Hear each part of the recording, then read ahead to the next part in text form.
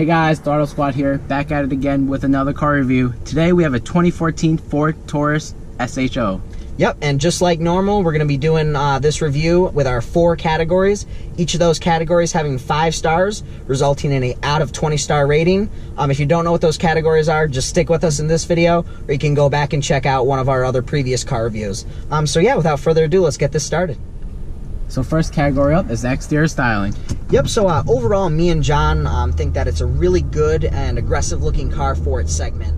Some key features of the exterior: you got HID headlights, you got LED taillights, and you also have LED daytime running lights. And something cool for the SHO model is you got a nice black mesh grille on the front that adds to the aggressiveness of the car. Yep, and this car is also optioned out with 20-inch black accented rims that adds to the aggressive exterior as well. Yeah, I really like the rims too. One thing that me and John think that Ford should have done from the factory is these have blue Ford ovals, as I'm sure you saw in the exterior shots. We think that Ford should have had black Ford ovals. We think it would have looked good on the SHO model for any of the colors too, not just this particular black color.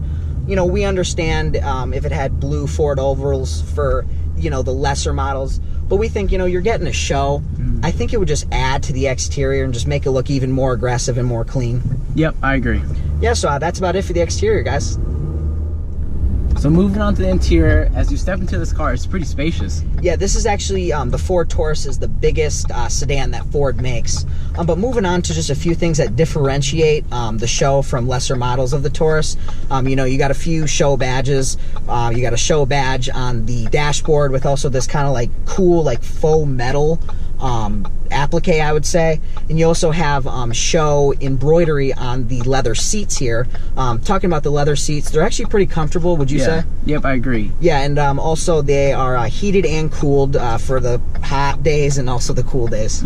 Yeah, so the one thing that we don't really like about this interior is the Sony media interface, which kind of reminds us of the Cadillac Q system. Yeah, it's true. You know, some of the touch controls can just be a little finicky at times.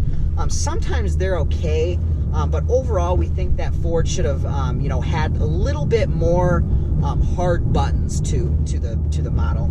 Yeah, and so this car also has like a rear sunshade that automatically goes up and down. Yeah, that's cool too. And moving on to where I'm sitting, you got actually a heated steering wheel, which is pretty nice and surprised us a little bit for a Ford Taurus to have a heated steering wheel. That was kind of a cool feature.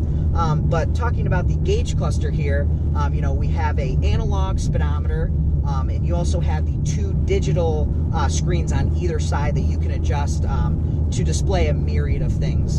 So yeah, overall, we really like the interior of this car. Yep, so that's about it for the interior. Yep. So up next to performance, and under the hood we have a 3.5 liter twin turbo V6 producing 365 horsepower and 350 foot-pound of torque. Yep.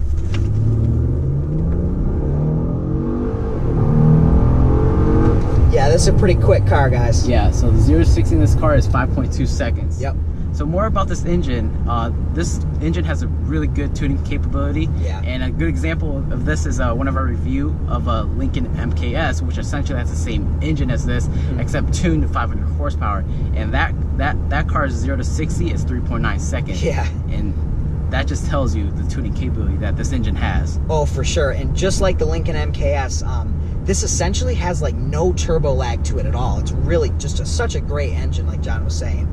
But moving on to the handling of this car, for its size, it's actually really well handler. It's pretty flat in the corners, stays pretty composed under all conditions. I like the suspension. It's not too rough, not too firm.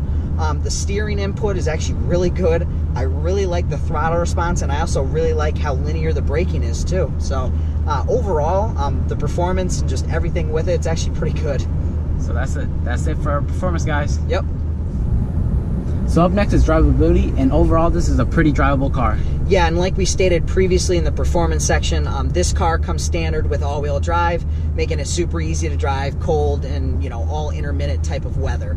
But moving on to the visibility of this car. Overall, visibility is really good. You know, you have a really good commanding driving position, not too many blind spots, and the only, you know, blind spots, if you have any, this car comes equipped with blind spot monitoring system, so that's not an issue. But yeah, like I was previously stating, easy to see out the front, easy to see out the back. back and also the sides. Yeah, so this particular car comes with a lot of safety features, and a couple of them are auto park and lane keep assist. Yep, and a few more. It also has adaptive cruise control. It's got forward collision warning, and it's also got a backup camera. Just like John said, all just to aid in just the safety and drivability of this car. So yeah, overall, it's a really drivable car, and that's it for the drivability, guys. Alrighty guys, so to wrap up for our final thoughts and ratings of the car, first category up, exterior, we gave that a 4 out of 5. Yep, and for the interior, we gave that 3.5 out of 5. Yep, and for performance, we also gave that a 3.5 out of 5. And for drivability, we gave that a 5 out of 5. Yep, totaling a 16 out of 20 star rating. So overall, me and John really like the car. And if any of you were curious about pricing, this car is in the mid to high $40,000 range. Yep, so like, subscribe, share our channel, and we'll catch you in the next one. See ya.